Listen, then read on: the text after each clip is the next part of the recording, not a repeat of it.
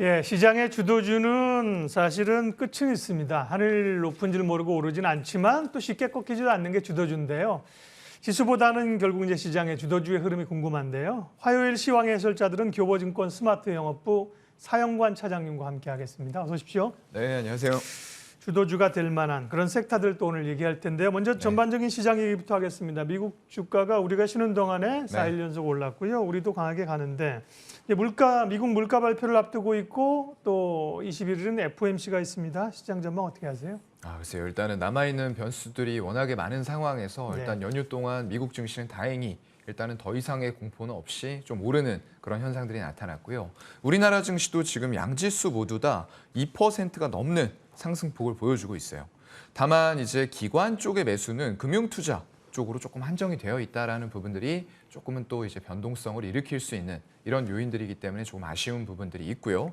외국인의 매수세요. 일단 전기전자 쪽으로는 강하게 들어오고 있어요. 외국인과 기관들이 강하게 사면서 삼성전자라던가 SK하이닉스 이런 쪽들로 수급이 들어오고는 있습니다. 다만 우리가 조금 더 확인해야 될 것은 이렇게 변화된 흐름들, 연휴 이전과 변화된 흐름들이 지속적으로 나타날 것이냐 이런 부분 좀 확인을 해야 될 것 같고요. 그것들 외에는 일단 좀 강했던 섹터들에 대해서는 또 차익 실현이 나오고 있어요. 특히나 이제 운송 장비 앞에서도 말씀해 주셨지만 중장기적 관점으로 봤을 때는 굉장히 좋을 수 있는 완성차 업체들에 대해서 일단 외국인과 기관들이 같이 매도하면서 개인들만 1,000억 정도를 매수하는 이런 흐름들이 오늘 또 나타나고 있고요. 또 거기다가 화학 업종에 대해서도 외국인들은 매도세가 나오고 있습니다. 그래서 전반적으로 그동안에 이제 약했었던 전기전자라던가 운수창고 이런 쪽들은 말씀해 주셨던 대로 운임들이 굉장히 약세를 보이면서 수급들이 많이 빠져나갔었던 이런 섹터들이거든요. 그런 쪽들로 오늘 양매수들이 들어오면서 조금의 반등이 나오고는 있지만 전기전자 그리고 운수창고 철강 정도를 제외하고는 뚜렷한 어떤 수급적인 흐름들이 보이지는 않는다라고 말씀을 드려야 될 것 같습니다. 코스닥 쪽은 좀 상황이 나은 것 같아요. 외국인과 기관들이 조금 더 강하게 매수를 하고 있고요. 그 중심에는 IT 하드웨어와 소프트웨어 쪽 이런 쪽들이 중심이 돼서 매수를 하다 보니까 조금 더 이제 지수는 강하게 조금 치고 나가려는 모습들이 반도체 종목들, IT 하드웨어 보통 이게 시장에서 전기전자 업종을 대형주에 대해서 매수할 때에도 코스닥 쪽에는 매수세가 같이 따라붙지가 않았어요. 근데 오늘은 일단 그러한 흐름들이 같이 반도체 종목들에 대해서도 나타나고 있다. 수급적인 면으로 말씀을 좀 드리고 싶고요. 그런 것들 외에도 디지털 콘텐츠, 게임이라던가 어떤 소프트웨어 그리고 이런 쪽까지 같이 수급이 들어오면서 전반적으로 코스닥 시장에 대해서는 끌어올리는 모습들이 나타나고 있다. 라는 부분들이 조금 특징적으로 보입니다. 일단 미국 쪽에서는 기대 인플레가 좀 하락하는 모습들이 계속 나타나고 있어요. 하지만 최근에 다시 유가가 조금 올라오려는 모습들, 정제 마진이 올라오는 모습들 이런 것들도 있고요. 여전히 겨울철 난방유에 대한 수요는 남아있는 그런 상황입니다. 그래서 여러 가지 요인들 때문에 오늘 신재생 에너지 쪽의 태양광이라던가 풍력 이런 쪽들도 조금 구간 조정을 받고는 있지만 과연 이게 계속될까라는 부분들은 아직까지는 좀 확신하기는 어려운 구간인 것 같아요. 방산주도 마찬가지일 겁니다. 그래서 이렇게 그동안 강했었던 종목들이 오늘은 조정을 받고 있는데 이런 흐름들이 지속이 될지 아니면 강했던 것들 잠깐 조정 주고 다시 한번 수급이 유입되면서 강세를 보여줄지 이런 흐름을 우리는 좀 체크를 해봐야 될 것 같습니다. 네, 오늘의 상승이 반갑긴 하지만 조금 더 확인하고 갈 필요가 있다는 말씀으로 저는 들렸고요. 삼성전자가 4% 오르고 강하지만 사실 반도체가 시장을 주도할 것이냐 그렇게 보기에는 아직도 고민이 많거든요. 뭔가 이렇게 지수 대형주들이 오르는 것들은 수급상에 쇼커버가 좀 들어온다든지요. 그런 요인으로 해석할 수가 있겠는데 9월 이제 중순 넘어서 하순으로 갈수록 FOMC나 이런 압박감이 좀 더 시장엔 더해질 거예요. 9월 전반적인 대응전 지금 이제 벌써 중순을 향해 가고 있는데요.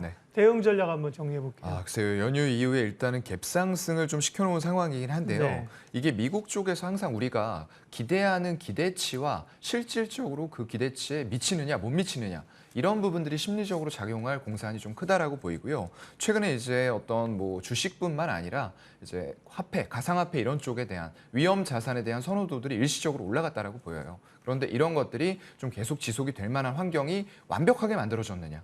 아직까지 그건 좀 아닌 거라고 보이거든요. 그렇기 때문에 이제 월봉상으로 제가 상단을 좀 높이는 못 드리고 다시 한번 120월선 말씀드렸던 대로 코스피 2260 그리고 코스닥도 마찬가지로 한 710포인트 정도 하단을 좀 열어놔야 되지 않을까라고 말씀을 드렸는데 일단 연휴 뒤에 좀 기분 좋게 시작은 했지만 여전히 우리가 위험 자산에 대한 부분에 대해서 경계감은 조금 가질 필요가 있을 것 같은 그런 시장이 좀 지속적으로 연출되지 않을까 싶거든요. 그래서 너무 올라가는 것들 간만에 올라간다고 해서 따라가는 이런 전략보다는 그래도 우리가 그동안의 모멘텀과 실적을 가지고 강하게 올라왔었다가 일시적인 조정이 순환매성으로 나오는 이런 것들에 대해서 오히려 관심을 보이고 그런 것들을 어디에서 매수를 우리가 해야 될까라는 관점으로 좀 접근하셨으면 좋겠습니다. 예. 섹터에 대한 고민들이 계속 깊어지는 상황이고요. 혹시 뭐 대형주 쪽으로 플레이를 강하게 하기보다는 기존의 어떤 중소형주 내지는 실적이 동반되는 또 그런 섹터 중심으로 네. 전략적으로 가는 게 맞다. 네, 아직은. 그렇게 보고 있습니다. 사연과 차장님과 오늘 이제 섹터 얘기를 할 텐데요. 좀 주목해 볼 만한 기존의 주도주일 수도 있고 새롭게 좀 부각되는 쪽일 수도 있는데요. 화면 보겠습니다. 사연관 차장님이 오늘 말씀해 주실 섹터 주제는요. 5G입니다. 네, 5G가 최근에 보면 좀 움직이는 듯한 느낌이 좀 들었어요. 네. 그런데 하도 5G의 양치기 소년에 많이 맞아요. 당해가지고 네.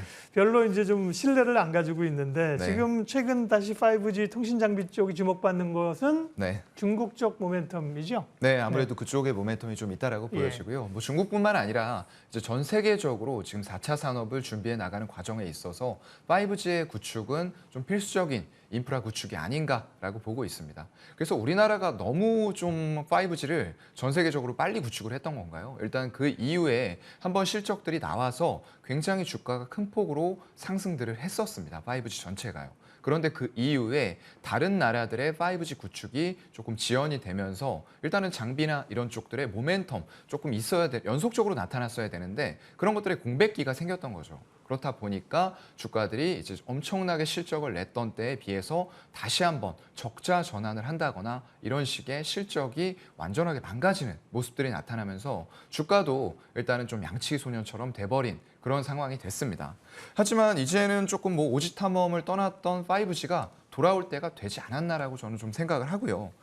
전반적으로 통신장비 업종의 상승 흐름들이 최근에는 좀 나타나는 모습들이 나왔습니다. 그리고 꽤 긴 기간 동안 이제 가장 먼저 구축이 돼야 될 기지국 이런 쪽에 중심으로 해서 실적이 엄청나게 우리나라가 5G를 구축할 때 크게 나왔었던 KMW 같은 종목들에 대한 외국인들의 매수세가 꾸준하게 들어오는 모습들이 나타났어요. 거의 한 달 이상을 외국인들이 빼지지 않고 계속적으로 매수하는 모습들이 나타났던 쪽이 이런 종목들이 될 거고요. 일단은 글로벌 인프라 투자 붐이 최근에 또 불고 있습니다. 그런 것들에서 아까 말씀드렸던 이제 중국의 동수서산 정책이라는 것들이 있어요.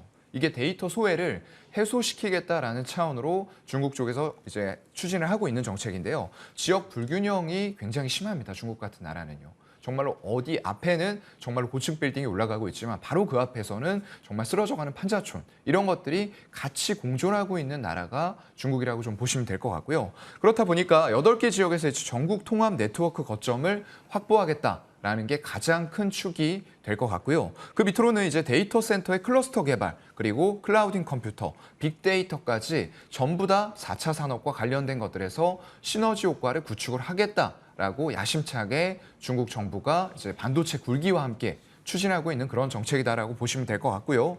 주요 업무로는 네트워크 연결 강화, 데이터 센터 간에 고속 데이터를 전송하는데 이런 5G들이 필수적으로 필요하다라고 인식을 하고 있는 거고요. 거기다 통신 대역폭까지 확대하겠다라는 부분들이 될 겁니다.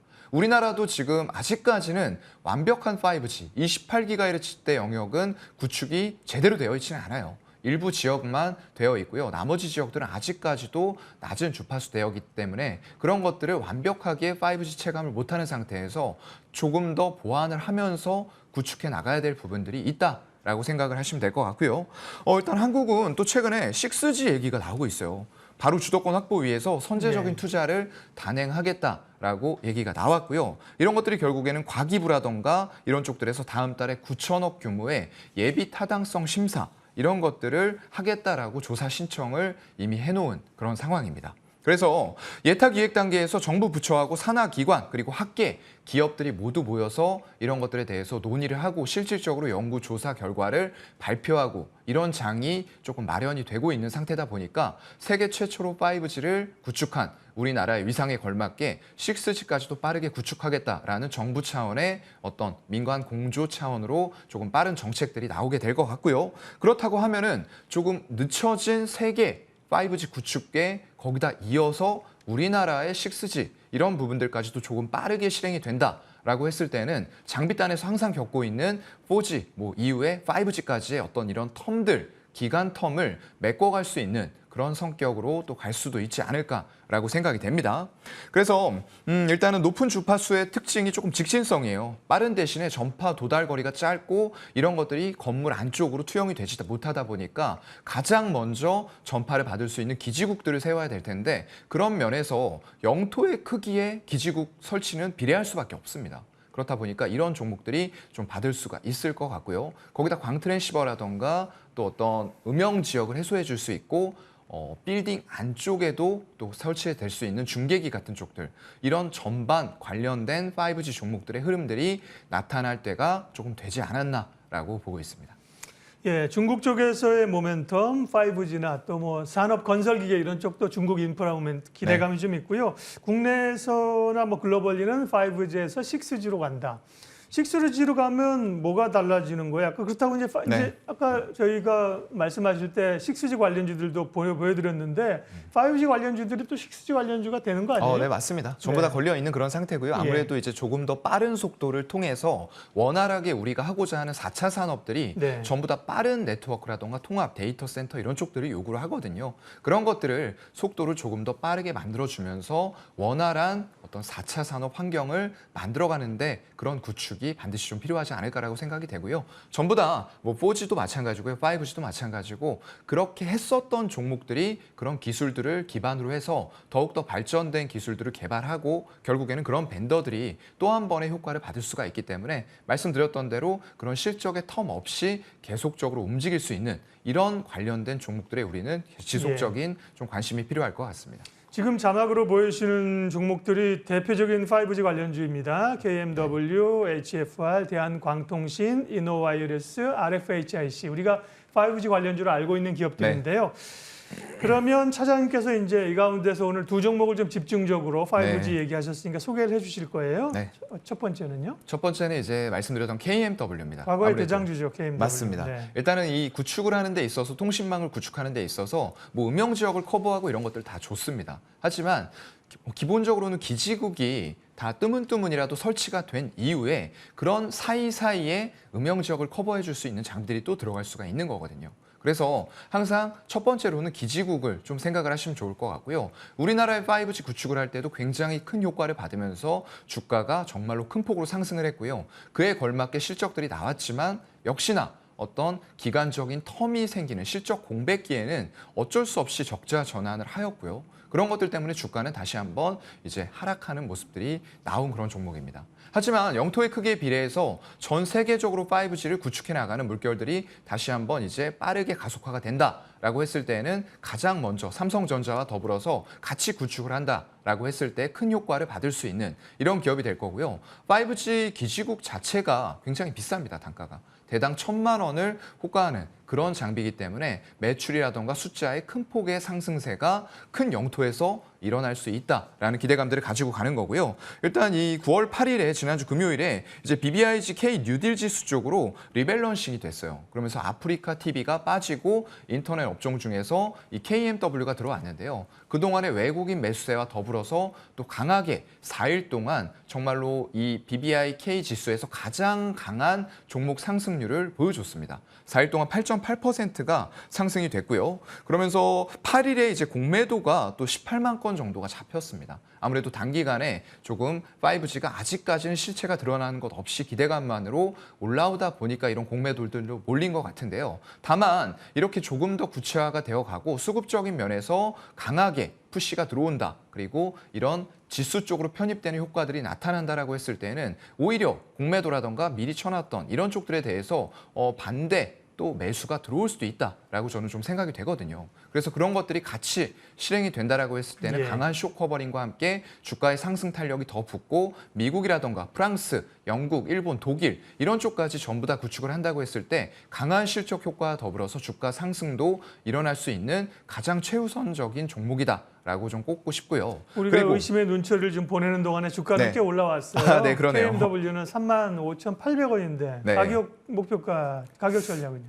네, 일단은 뭐 구간을 조정을 좀 깊이 들이지는 못할 것 같아요. 최근에 네. 이제 수급적인 면들도 그렇고 지수 편입도 있었기 때문에 향후에 빠르게 실행될 5G 구축을 본다라고 했을 때는 33,000원 정도까지 열어놓고 현재가 부분부터 분할 매수 들어가시면 좋을 것 같고요. 네. 목표가는 일단 1차 5만 원 그리고 손절은 한 10% 내외 정도에서는 그래도 시장의 변동성을 감안해서 좀 실행을 해야 될 것 같습니다.